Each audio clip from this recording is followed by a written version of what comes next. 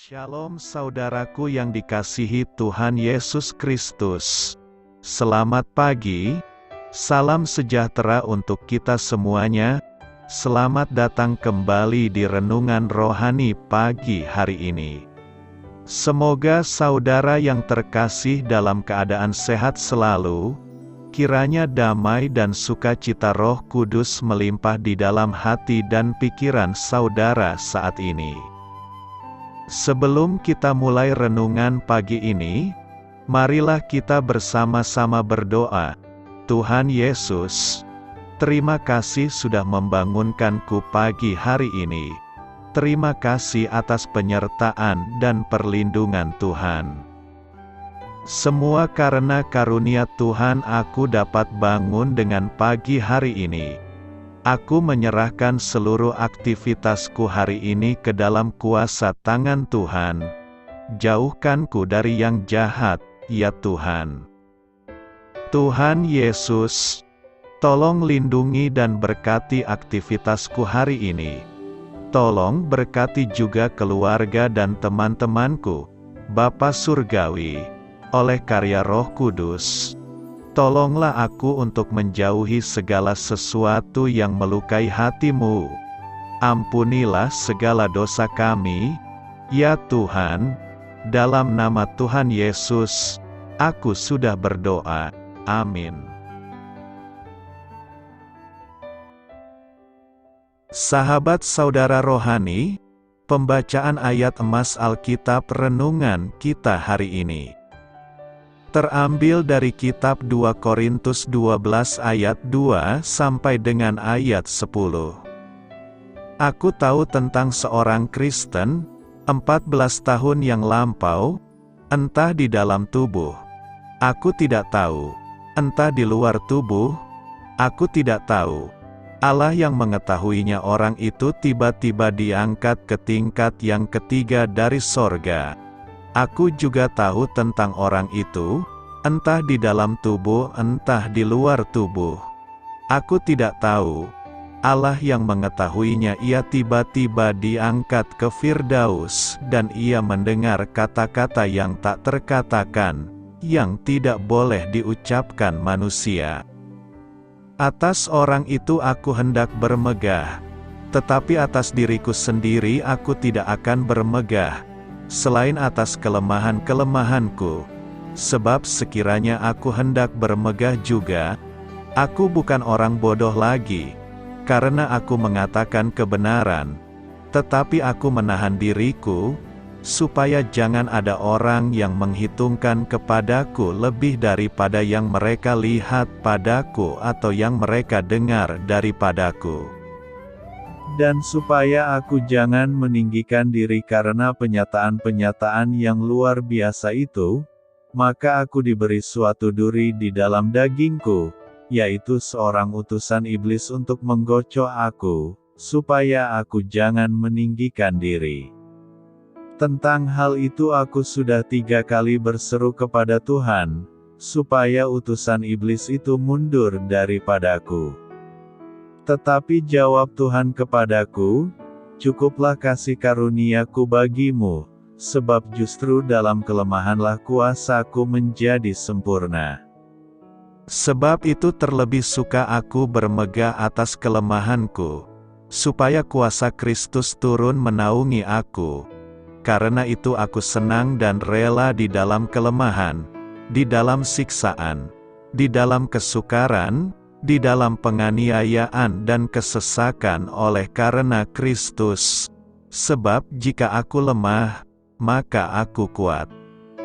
Ayat renungan pagi kita terambil dari kitab 2 Korintus 12 ayat 2 sampai dengan ayat 10. Inti dari ayat emas renungan kita adalah, cukuplah kasih karuniaku bagimu, sebab justru dalam kelemahanlah kuasaku menjadi sempurna. Mari kita mulai renungan pagi kita. Judul renungan kita hari ini adalah Menghimpun Kekuatan di Dalam Allah, ditulis oleh Elisa Morgan. Mari kita mulai kisah inspiratif. Granger McCoy adalah seniman yang mempelajari dan memahat patung burung, dengan tujuan mengabadikan keanggunan, kelemahan, serta kekuatan hewan itu. Salah satu karyanya, yang diberi judul Recovery, menampilkan selembar sayap kanan dari seekor bebek pintail yang menjulang tinggi dalam posisi vertikal. Di bawahnya, terdapat sebuah plakat yang menjelaskan bahwa kepak sayap burung ke atas merupakan momen terlemah seekor burung selama terbang di udara, sekaligus juga momen bagi burung tersebut untuk menghimpun kekuatan yang dibutuhkannya agar terus maju. Granger juga mencantumkan ayat ini, "Cukuplah kasih karuniaku bagimu, sebab justru dalam kelemahanlah kuasaku menjadi sempurna." Rasul Paulus menuliskan kata-kata tersebut kepada jemaat di Korintus. Saat kewalahan dengan begitu banyaknya pergumulan pribadi, Paulus pernah memohon kepada Allah untuk menyingkirkan apa yang ia gambarkan sebagai suatu duri di dalam dagingku. Penderitaannya mungkin berupa penyakit jasmani atau pergumulan rohani, seperti Yesus di Taman Getsemani pada malam sebelum dia disalibkan. Paulus berulang kali meminta Allah untuk melepaskannya dari penderitaan itu. Roh Kudus menjawab dengan meyakinkannya bahwa Allah akan memberikan kekuatan yang ia butuhkan. Paulus belajar, "Sebab jika aku lemah, maka aku kuat." Alangkah banyaknya duri yang kita alami dalam kehidupan ini. Seperti seekor burung menghimpun kekuatan untuk melanjutkan perjalanannya, kita dapat menghimpun kekuatan Allah untuk menghadapi apapun yang ada di depan kita. Dalam kekuatannya, kita menemukan kekuatan kita sendiri. Marilah kita renungkan di dalam hati kita, dalam area mana Anda merasa lemah hari ini? Bagaimana Anda, dalam kelemahan tersebut, dapat menghimpun kekuatan Allah untuk terus melangkah? Hal ini patut kamu ketahui. Paulus sengaja memegahkan berbagai penglihatannya yang menakjubkan untuk menyanggah para guru palsu yang mengatakan bahwa dirinya bukan rasul sejati karena tidak mempunyai pengalaman rohani yang hebat. Meski Paulus tidak suka memegahkan diri seperti itu, ia percaya itu patut dilakukannya untuk menentang kerohanian yang salah kaprah dan kesombongan dari lawan-lawannya. Kepadanya telah diberikan suatu duri di dalam dagingnya, supaya kuasa Kristus dapat diberitakan. Kata duri dipakai untuk menyatakan apa saja yang berbentuk runcing, seperti sula, ujung runcing dari kail ikan, atau serpih kayu. Hal ini menyiratkan bahwa Paulus menanggung rasa sakit yang parah. Kita tidak tahu apa duri tersebut. Beberapa orang berpendapat Paulus menderita gangguan mata atau suatu penyakit kronis. Namun, kita tahu maksud di balik duri itu, yaitu agar ia jangan meninggikan diri karena penyataan-penyataan yang luar biasa itu. Cukuplah kasih karuniaku bagimu. 2 Korintus 12 ayat 9 berkata, "Tetapi jawab Tuhan kepadaku, cukuplah kasih karuniaku bagimu, sebab justru dalam kelemahanlah kuasaku menjadi sempurna. Sebab itu terlebih suka aku bermegah atas kelemahanku, supaya kuasa Kristus turun menaungi aku." Untuk memahami nas hari ini, kita harus tantangan dan penghinaan yang dihadapi Paulus dari beberapa orang di jemaat Korintus yang meragukan otoritas dan kepemimpinannya sebagai rasul. Salah satu masalah yang muncul adalah adanya duri dalam daging, yang mengganggu Paulus. yang diyakini oleh beberapa sarjana sebagai masalah kesehatan atau kelemahan fisik yang tidak dijelaskan secara rinci dalam teks, Paulus memohon kepada Tuhan 3 kali agar masalah ini dihapuskan. Namun Tuhan menjawab dengan mengatakan, "Cukuplah kasih karuniaku bagimu, sebab justru dalam kelemahanlah kuasaku menjadi sempurna." Latar belakang penulisan ayat ini adalah bahwa Paulus merasa lemah dan terbatas dalam keadaan fisiknya.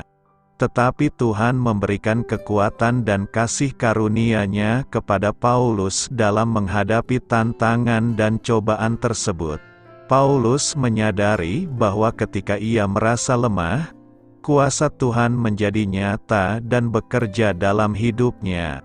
Paulus menemukan bahwa dalam kelemahannya, ia bergantung sepenuhnya pada kuasa Tuhan dan pengaruh-Nya yang sempurna. Ayat ini mengajarkan kepada umat Kristen untuk mengandalkan Tuhan dalam kelemahan dan keterbatasan mereka.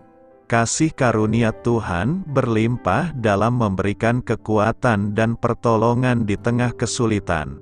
Ayat ini juga mengingatkan kita untuk tidak sombong atau menyombongkan diri dalam kemampuan kita sendiri, tetapi untuk bersandar sepenuhnya pada kekuatan dan kasih karunia Tuhan. Dalam kitab 2 Korintus 12 ayat 9, tidak dijelaskan secara rinci tentang bagaimana Paulus merespons jawaban Tuhan yang menyatakan, "Cukuplah kasih karuniaku bagimu, sebab justru dalam kelemahanlah kuasaku menjadi sempurna."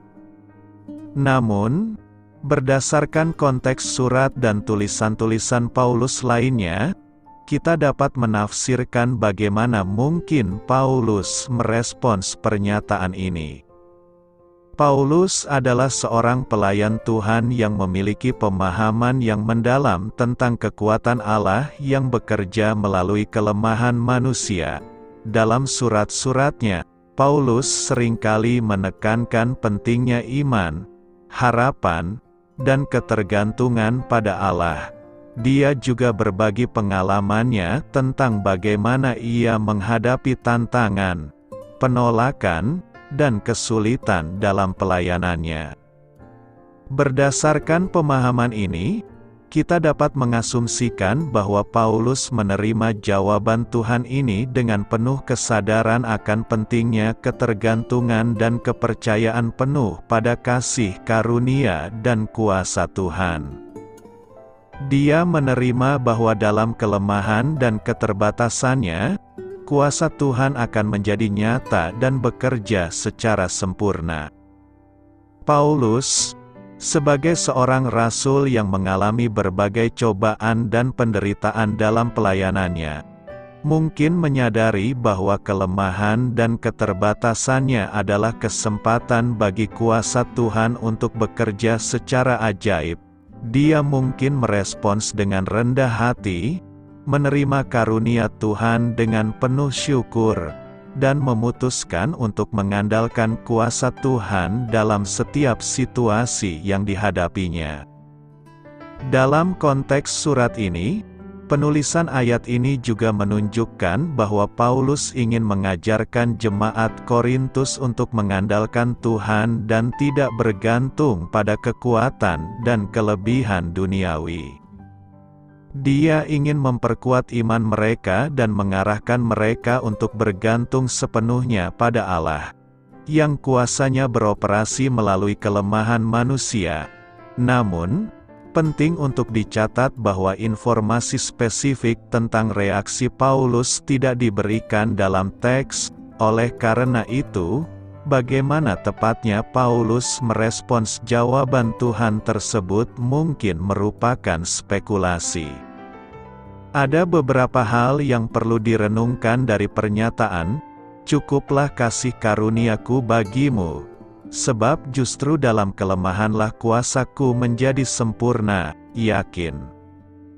Pertama, ketergantungan pada kasih karunia Tuhan Ayat ini mengajarkan pentingnya bergantung pada kasih karunia Tuhan dalam hidup kita. Manusia memiliki kelemahan dan keterbatasan, tetapi Tuhan yang memiliki kuasa yang sempurna dapat memampukan kita melalui kasih karunia-Nya. Dalam keadaan kelemahan, kita dipanggil untuk mengandalkan dan mempercayai bahwa Tuhan memberikan segala yang kita perlukan. Kedua, transformasi melalui kelemahan. Ayat ini mengajarkan bahwa dalam kelemahan kita, kuasa Tuhan menjadi sempurna. Ketika kita mengakui dan menerima kelemahan kita, dan berserah kepada Tuhan, Dia dapat bekerja dengan kuasa-Nya yang sempurna dalam hidup kita. Kelemahan kita menjadi kesempatan bagi Tuhan untuk mengubah kita, menguatkan kita, dan menunjukkan kemuliaan-Nya melalui hidup kita. Ketiga, kerendahan dan ketidaksombongan. Pernyataan ini juga mengingatkan kita untuk tidak sombong atau menyombongkan diri dalam kemampuan kita sendiri. Ketika kita menyadari bahwa kekuatan sejati kita berasal dari Tuhan, kita menjadi rendah hati dan mengakui bahwa segala sesuatu yang baik dalam hidup kita adalah hasil dari kasih karunia-Nya.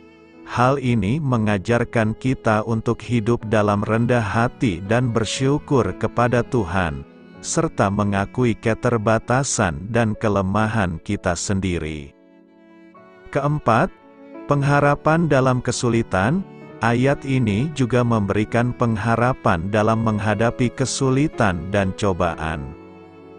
Ketika kita mengalami kelemahan dan kesulitan, kita dapat berharap pada kasih karunia Tuhan yang cukup untuk menyertai dan memampukan kita melewati setiap situasi.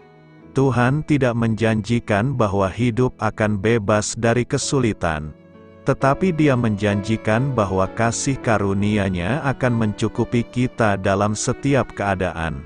Karena itu, nas hari ini mengingatkan kita untuk hidup dalam kerendahan hati, berserah kepada Tuhan, dan mengandalkan kuasa-Nya yang sempurna dalam setiap aspek hidup kita. Apa yang diajarkan Alkitab tentang kuasa yang dimiliki orang Kristen?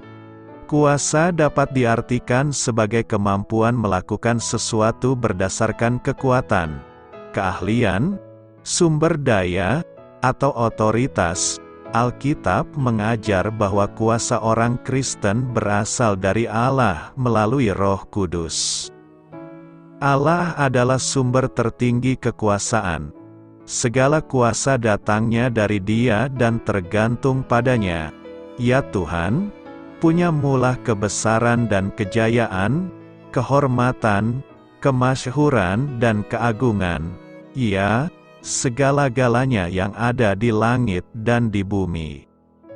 Ya Tuhan, punya mulah kerajaan dan Engkau yang tertinggi itu melebihi segala-galanya sebagai kepala. Sebab kekayaan dan kemuliaan berasal daripada-Mu dan Engkaulah yang berkuasa atas segala-galanya. Dalam tangan-Mu lah kekuatan dan kejayaan. Dalam tangan-Mu lah kuasa membesarkan dan mengokohkan segala-galanya. Berbagai bagian perjanjian lama menceritakan bahwa Allah memberi kuasa-Nya kepada mereka yang lemah.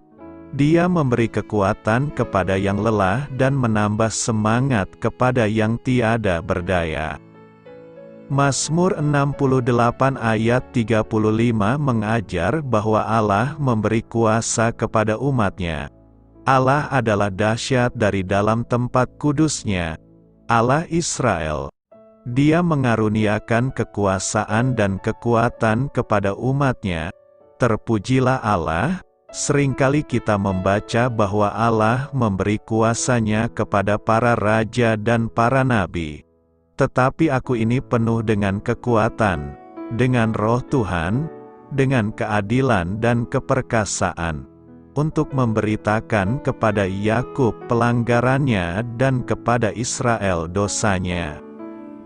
Kuasa tak terbatas Allah tercurah dalam kehidupan umatnya dalam berbagai aspek dalam Alkitab.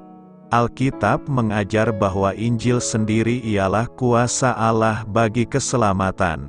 Sebab aku mempunyai keyakinan yang kokoh dalam Injil, karena Injil adalah kekuatan Allah yang menyelamatkan setiap orang yang percaya, pertama-tama orang Yahudi, tetapi juga orang Yunani. Kuasa seorang Kristen kemampuannya melakukan sesuatu yang berarti berasal dari Roh Kudus. Ketika Yesus naik ke surga, Ia memerintah supaya murid-Nya menanti kuasa yang mereka butuhkan. Tetapi kamu akan menerima kuasa, kalau Roh Kudus turun ke atas kamu, dan kamu akan menjadi saksiku di Yerusalem dan di seluruh Yudea dan Samaria dan sampai ke ujung bumi. Tanpa Roh Kudus, para murid akan hanya berjalan di tempat, seberapapun mereka berbakat, bersemangat, atau antusias terhadap pengabaran Injil. Kuasa dari Allah bagi orang Kristen menguatkan batin mereka. Aku berdoa supaya Ia, menurut kekayaan kemuliaan-Nya, menguatkan dan meneguhkan kamu oleh Roh-Nya di dalam batinmu. Kita tidak berkecil hati, karena, meskipun manusia lahiriah kami semakin merosot, namun manusia batiniah kami dibaharui dari sehari ke sehari. Kuasa Allah bagi orang Kristen memampukan mereka menjadi pelayan Injil. Dari Injil itu aku telah menjadi pelayannya menurut pemberian kasih karunia Allah, yang dianugerahkan kepadaku sesuai dengan pengerjaan kuasa-Nya.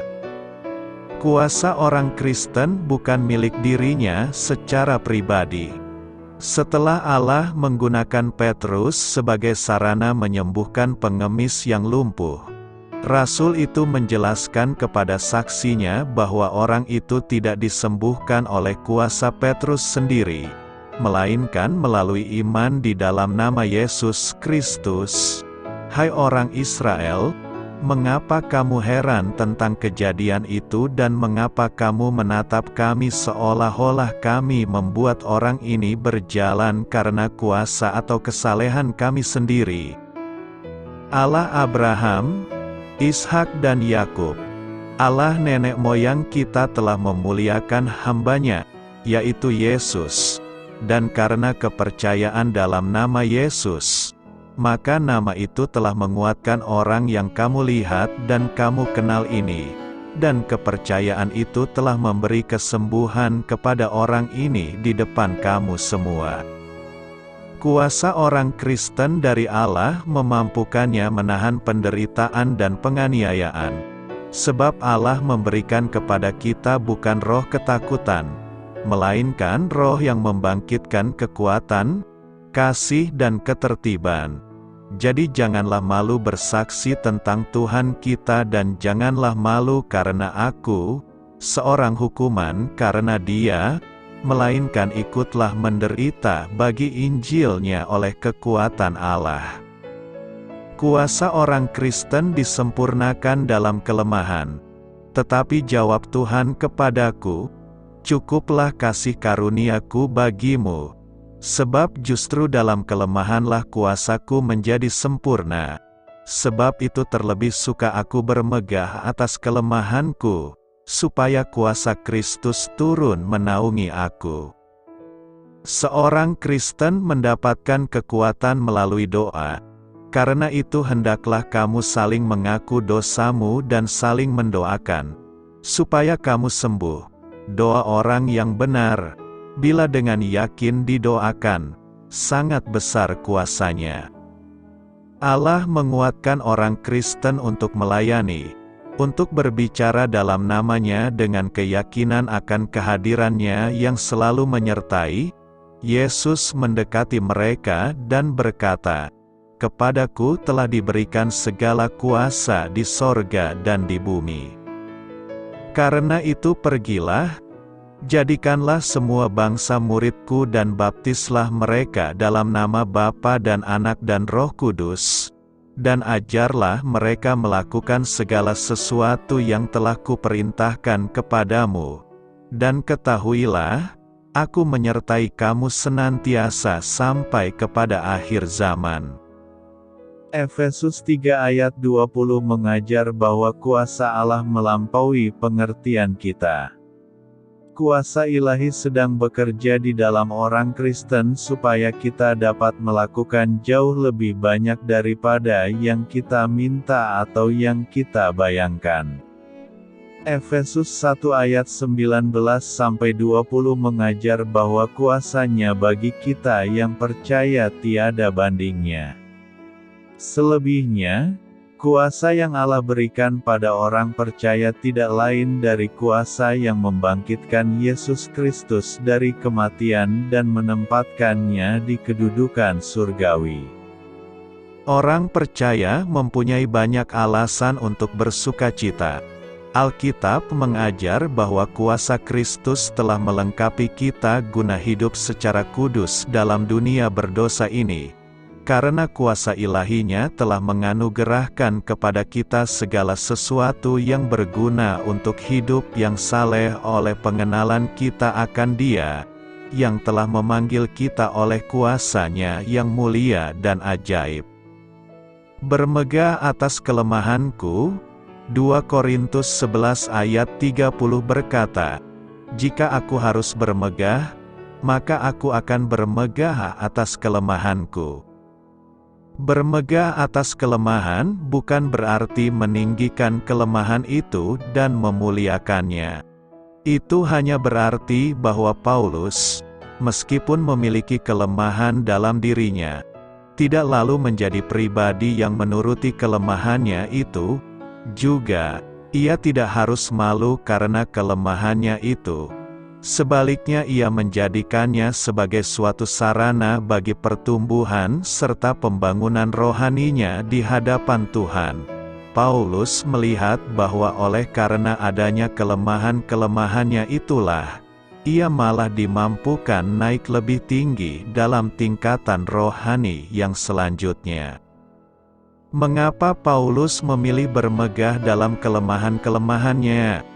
Pertama, supaya kuasa Tuhan turun dan menaungi Paulus dengan sempurna. Paulus menyadari bahwa ketika ia merasa kuat, ia condong untuk mengandalkan kekuatannya sendiri daripada bergantung pada Tuhan. Demikian pula kebanyakan dari kita. Banyak hal yang ada di dunia ini seringkali menjadi sesuatu yang kita andalkan di dalam hidup. Itu termasuk berbagai kelebihan dan kemampuan yang kita miliki, kepandaian dan bakat kita, kekayaan kita, kesehatan kita, hubungan-hubungan kita, jabatan dan kedudukan kita. Hingga kekuatan fisik atau kemudaan kita, sewaktu kita masih merasa memiliki semua itu. Kita seringkali cenderung berpikir untuk pertama-tama mengandalkan itu semua daripada menyandarkan pengharapan pada Tuhan. Itulah sebabnya Tuhan menempatkan kita dalam berbagai keadaan yang membuat kita merasa lemah dan tidak berdaya, dengan tujuan supaya kita menyadari keterbatasan kita dan berlari kepadanya demi memperoleh kekuatan dan pertolongan. Saat-saat seperti itulah sebenarnya yang merupakan kesempatan terbaik untuk mengalami dan membuktikan bahwa Tuhan yang kita sembah adalah Allah yang berkuasa, yang pasti bertindak bagi kita saat kita menaruh iman dan pengharapan kepadanya. Dahulu Paulus berusaha menunjukkan bahwa dirinya kuat dan mampu menghadapi berbagai situasi. Namun dalam perjalanannya bersama Tuhan sebagai hamba-Nya, ia menyadari bahwa ia tidak boleh malu memiliki kelemahan. Itu bahkan harus diakuinya secara terbuka, karena dalam kelemahanlah, Paulus menyaksikan peragaan demi peragaan kuasa Tuhan di dalam hidupnya, Kesadaran akan kelemahanlah yang membuat Paulus tidak pernah berhenti mengandalkan Tuhan dalam segala keadaan. Dengan bersikap demikian, ia justru tidak pernah benar-benar jatuh dan kalah setiap kali ia menjadi lemah, sebab Tuhan yang akan menopangnya dan mengangkatnya lebih tinggi lagi. Kedua, dalam kelemahanlah Paulus memperoleh dan berada dalam kapasitas terbesarnya. Paulus menyadari bahwa dirinya adalah seorang manusia biasa. Namun pekerjaan Tuhan di pundaknya terlalu sukar dan berat untuk ditanggung oleh manusia biasa. Itu hanya dapat ditanggung oleh kekuatan yang dari Tuhan. Paulus memerlukan kekuatan ekstra yang bukan berasal dari dunia ini. Dan kekuatan itu hanya diperolehnya ketika ia mengosongkan dirinya dan menjadi lemah. Ya, itulah yang ia lakukan ketika ia melepaskan kendali hidupnya ke tangan Tuhan. Hidup Paulus di tangannya sendiri, seberapapun kuatnya, tidak akan meraih banyak dalam pekerjaan Tuhan. Kekuatannya sendiri tidak mampu memikul beban pelayanan, kerasulan, yang diembannya. Ia harus menyadari dan mengakui kelemahannya supaya ia dapat membiarkan Tuhan memegang kendali atas hidupnya. Sebagai suatu alat, ia harus menyerah di tangan orang yang menggunakannya, barulah ia dapat berfungsi semaksimal mungkin sesuai kehendak pemakainya. Bayangkan apabila sebuah mesin, katakanlah, sebuah mobil tidak dapat lagi dikendalikan di tangan pengemudinya. Ia akan mendatangkan kerusakan bagi sekitarnya. Hanya ketika ia tunduk pada yang mengarahkan, maka ia mencapai manfaat terbesarnya. Dituliskan dalam kitab Hakim-Hakim tentang Simson. Ketika ia merasa dirinya kuat, ia sering jatuh dalam kesombongan dan merasa dirinya mampu menghadapi musuhnya. Celakanya, ia justru jatuh di tangan makhluk yang jauh lebih lemah dari dirinya. Delilah, dari sana ia sadar, saat dirinya merasa mampu, ia berada dalam kelemahan terbesarnya. Simson pun belajar dari keadaannya. Dalam kondisi buta setelah dicungkil matanya, dalam keadaan dirantai dan dijadikan tertawaan, dalam keadaan tampak seperti orang bodoh dan hina, Simson belajar arti penyerahan total kepada Tuhan. Di titik terlemahnya, ia akhirnya menemukan kekuatan terbesar dari Tuhan. Dalam penyerahan total, dalam merasa lemah dan tak berdaya, kekuatan Tuhan menjadi nyata bekerja dalam dirinya. Ketiga, melalui keadaan yang lemah, Paulus dimampukan tetap memelihara hati seorang hamba di hadapan Tuhan. Sewaktu mengatakan bahwa dirinya bermegah atas kelemahannya, Paulus sesungguhnya sedang melihat hal itu dalam perspektif kehambaan. Ia melihat dari sudut pandang orang yang hidupnya diserahkan dan diabdikan sepenuhnya kepada Tuhan. Sebagai seorang hamba Tuhan, ia tidak ingin terlihat sebagai orang yang mengesankan, hebat, luar biasa, tanpa kekurangan, tanpa kelemahan dan terkesan sempurna. Ia hanya ingin dikenal sebagai seorang yang lemah dengan tujuan supaya Tuhan yang ia layani selalu yang akan menjadi pusat perhatian dan kekaguman jemaat. Tidak sedikit orang yang menutup-nutupi kelemahannya untuk menunjukkan suatu citra yang berbeda dengan yang aslinya. Orang ingin tampil sesempurna mungkin supaya memperoleh pengakuan, pujian, serta menjadi pusat perhatian di hadapan banyak orang. Paulus orang yang berbeda. Sebagai hamba Tuhan ia tidak lagi mencari keuntungan diri. Ia hanya punya satu kerinduan, memuliakan yang dilayani. Jadi tak mengapa ia harus terlihat lemah asalkan Tuhan yang kepadanya ia menyerahkan hidupnya dipermuliakan di hadapan orang banyak. Betapa berbeda pendirian Paulus dengan yang kita lihat di masa sekarang ini. Mereka yang mengaku hamba Tuhan justru ingin dikenal karena kemampuan dan kepiawaiannya dalam bidang rohani. Karena kefasihan bicaranya, karena megah gedung dan fasilitas yang dibangun dan dipakainya beribadah, karena pelayanannya yang padat dan banyak anggota jemaatnya. Kebalikannya, sedikit sekali yang merasa tidak terganggu pikirannya ketika pelayanannya dipandang sebelah mata, kecil, tidak berdampak atau bahkan terlihat gagal. Karena itu, marilah kita bermegah di dalam kelemahan kita agar Tuhan menolong kita dengan memberikan kekuatannya bagi kita. Apakah artinya bahwa seorang Kristen adalah ciptaan baru? Ciptaan baru ini diulas di dalam 2 Korintus 5 ayat 17. Jadi siapa yang ada di dalam Kristus? Ia adalah ciptaan baru, yang lama sudah berlalu. Sesungguhnya yang baru sudah datang. Kata "jadi" merujuk kepada ayat 14-16 di mana Paulus memberitahu bahwa semua orang percaya telah mati bersama Kristus dan tidak lagi hidup untuk diri sendiri. Kehidupan kita sudah tidak lagi bersifat duniawi. Hidup kita sekarang bersifat rohani. Kematian kita adalah kematian hodrat berdosa kita yang telah disalib bersama Kristus. Ia telah dikuburkan bersamanya, dan sama seperti ia telah dibangkitkan oleh Allah Bapa, kita juga dibangkitkan untuk hidup dalam hidup yang baru. Pribadi yang baru yang telah dibangkitkan itulah yang sedang dibahas Paulus dalam 2 Korintus 5 ayat 17 sebagai ciptaan baru.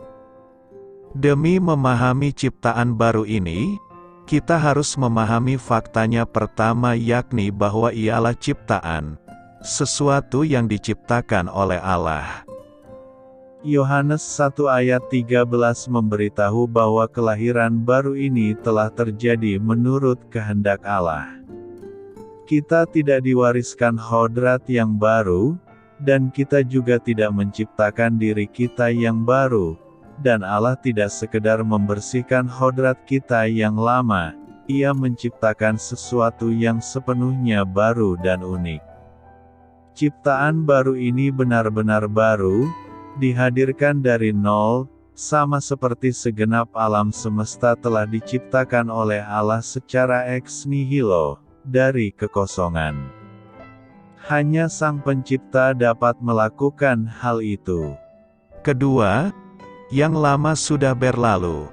Yang lama sedang merujuk kepada segala sesuatu di dalam hodrat lama kita, kesombongan, kesukaan berdosa, pengandalan upaya pribadi, dan opini-opini, kebiasaan, dan nafsu kita yang lawas. Semua hal yang dahulunya kita kasihi telah berlalu, terutama kasih akan diri sendiri dan pembenaran diri dan promosi diri sendiri. Ciptaan yang baru menatap kepada Kristus, bukan menatap diri sendiri. Semua hal yang lama telah mati dengan disalibkan bersama hodrat yang lama kita. Dengan berlalunya yang lama, yang baru sudah datang. Hal-hal yang usang dan mati telah digantikan dengan hal-hal baru, yang penuh dengan kehidupan dan kemuliaan Allah. Jiwa yang baru lahir ini berkenan terhadap hal-hal ilahi dan membenci hal-hal duniawi serta berbau kedagingan. Tujuan, perasaan, keinginan, dan pengertian kita baru dan sangat berbeda. Kita melihat dunia melalui sudut pandang baru. Alkitab seakan-akan belum pernah kita baca, dan walaupun mungkin pernah kita baca, Ada keindahan di dalamnya yang belum kita sadari sebelumnya, dan yang membuat kita heran mengapa kita tidak menyadarinya selama ini. Sepertinya alam di sekeliling kita telah berubah, dan kita seakan-akan hidup di dunia yang baru. Langit dan bumi penuh dengan hal-hal baru, dan semua hal sepertinya memuliakan Allah. Ada perasaan baru terhadap sesama manusia kita, kasih bagi keluarga dan kerabat kita, belas kasih yang belum pernah kita rasakan terhadap para musuh kita, dan kasih bagi semua umat manusia. Dosa yang dahulunya kita pertahankan, sekarang ingin kita buang selamanya. Kita telah menanggalkan manusia lama serta kelakuannya, dan telah mengenakan manusia baru, yang telah diciptakan menurut kehendak Allah di dalam kebenaran dan kekudusan yang sesungguhnya. Lantas bagaimana dengan orang Kristen yang masih terus berdosa? Ada perbedaan antara berdosa dan terus hidup dalam dosa. Tidak seorang pun yang dapat mencapai kesempurnaan tanpa dosa dalam kehidupan ini. Namun orang Kristen sejati sedang dikuduskan setiap hari, di mana dosanya semakin sedikit dan semakin ia benci ketika ia gagal. Benar, kita masih berdosa, namun secara tidak disengaja dan semakin jarang beriringan dengan bertambahnya dewasa rohani kita. Diri kita yang baru membenci dosa yang masih menempel. Perbedaannya ialah bahwa ciptaan baru sudah bukan budak bagi dosa, sebagaimana adanya dahulu. Sekarang kita telah dibebaskan dari dosa dan dosa sudah tidak lagi berkuasa atas kita. Sekarang kita dikuatkan oleh dan bagi kebenaran. Sekarang kita mempunyai pilihan untuk membiarkan dosa berkuasa atau menganggap diri kita mati bagi dosa. Tetapi kamu hidup bagi Allah dalam Kristus Yesus. Puji Tuhan, kita sekarang mempunyai kekuatan untuk memilih alternatif kedua. Ciptaan baru adalah hal yang luar biasa, yang dirancangkan dalam pikiran Allah dan diciptakan oleh kuasa-Nya dan bagi kemuliaan-Nya. Doa saya menyertai saudara sekalian, marilah kita menyampaikan doa syafaat. Ya Bapa, tolonglah aku menghimpun kekuatanku dari-Mu, untuk menghadapi apapun yang ada di depanku hari ini. Amin. Sampaikan harapan dan permintaan saudara kepada Tuhan.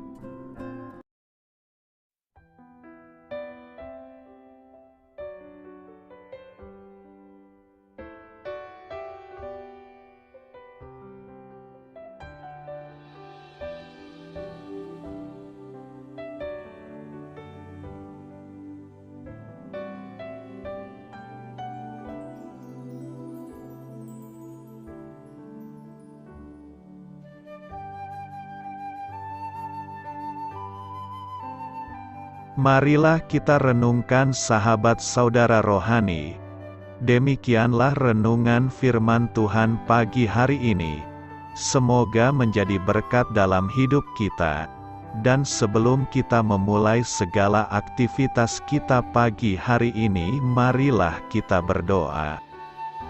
Selamat pagi Bapa, malam hari telah berganti pagi. Kehidupan baru telah Engkau berikan kembali bagi kami. Bapa Surgawi, tolonglah aku menyadari kebutuhan orang lain, supaya aku dapat membagikan apa yang telah Engkau berikan kepadaku. Pada saat aku membutuhkan, berilah aku keyakinan bahwa Engkau akan mencukupkanku, melalui orang-orang yang mengasihi-Mu, bukan karena kami pantas atau layak, namun karena kasih karunia-Mu kami boleh ada, sebagaimana kami ada di pagi hari ini. Terima kasih Tuhan, atas kesempatan baru yang telah Tuhan berikan kepada kami. untuk bisa memperbaiki diri agar kami bisa lebih layak di hadapan-Mu. Hari ini kami serahkan semua perkara dan kesulitan yang akan kami lalui ke dalam tangan-Mu. Biarkanlah kami bisa memuliakan-Mu dalam segala aktivitas yang akan kami lakukan. Amin. Biarlah firman Tuhan menjadi pengingat untuk kita semua, bahwa tuntunan dari Roh Kudus akan selalu memberi jalan keluar bagi setiap permasalahan hidup kita, dan memberi kedamaian di hati kita. Sampai jumpa di renungan pagi saudara rohani berikutnya. Kiranya Tuhan selalu memberkati saudara semua hari ini. Amin. Shalom.